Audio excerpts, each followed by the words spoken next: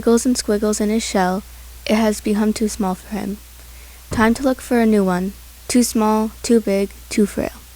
Aha, a fancy one, just the right size, too.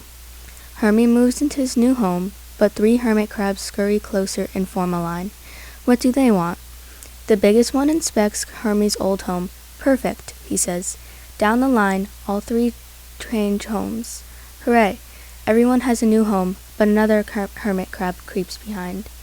He grabs Hermy's home and scampers away. Benny, give me back my home, Hermy scurries after him. Just then, a big wave rolls by and washes them out to sea.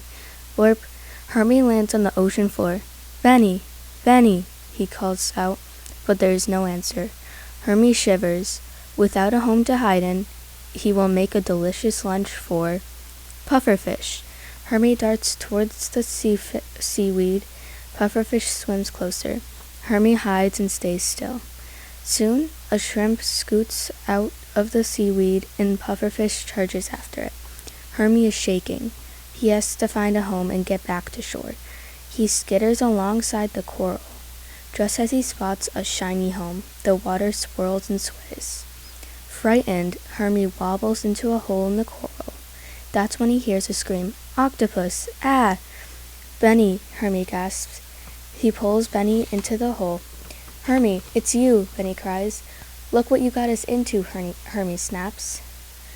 I am sorry, Benny stammers. Whoa, Benny screams as Octopus puts one long tentacle into the hole. Hermy pulls Benny further inside. Not able to reach them, Octopus glides away. Thank you for saving me, Hermy. I'm sorry I took your home. Here it is, Benny says. You can keep it, Benny. I found another one. Hermy dashes into his shiny new home. With a home on his back, Hermy feels much braver. He skitters and scampers around the coral and finds his way back to shore. At the beach, 3 hermit crabs welcome them.